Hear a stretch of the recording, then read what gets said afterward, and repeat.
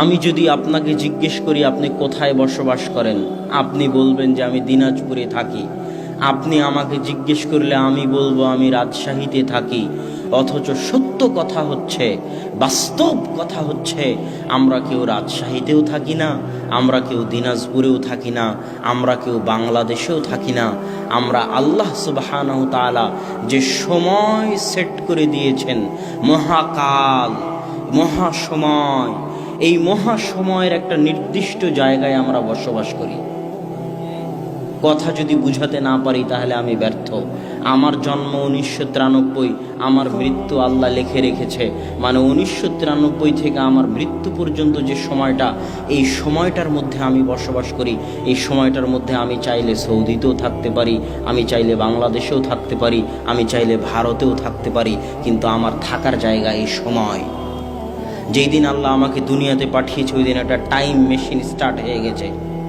আমার জীবন থেকে প্রত্যেকটা সময়, সেকেন্ড যখন পার হচ্ছে, তখন আমার ওই সময়টা কমতেছে।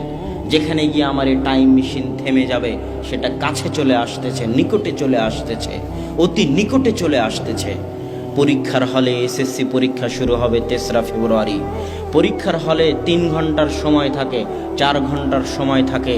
একটা একটা করে ঘন্টা যখন শেষ হয়, তখন যদি কোনো ছাত্র আনন্দ করে, এই আনন্দে যে যাক একটা ঘন্টা শেষ হলো, আর মাত্র 1 ঘন্টা বাকি আছে, যাক 30 মিনিট শেষ হলো, আর মাত্র 10 মিনিট বাকি আছে, যদি কোনো ছেলে পরীক্ষার হলে বসে এরকম আনন্দ করে, তাকে আপনি পাগল বলবেন না কি বলবেন?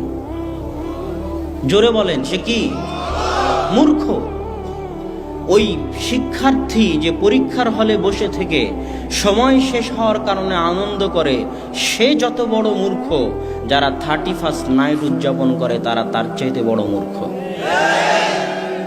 এই জন্যই তো আব্দুর রাজ্জাক বিন ইউসুফ বক্তব্যে বলেছে, তোমার অক্সফোর্ড বিশ্ববিদ্যালয় থেকে পাশ করে আসা পিএইচডি ডিগ্রিধারী প্রিন্সিপাল আর বিচারপতি আর শিক্ষামন্ত্রীকে যদি জাহেল প্রমাণ করতে না পারি তো জাতির সামনে বক্তব্য দিব না।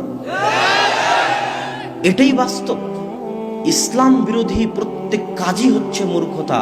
পার্থক্য এতটুকু, চিন্তা করার শক্তি মানুষের নাই, বুঝার শক্তি মানুষের নাই।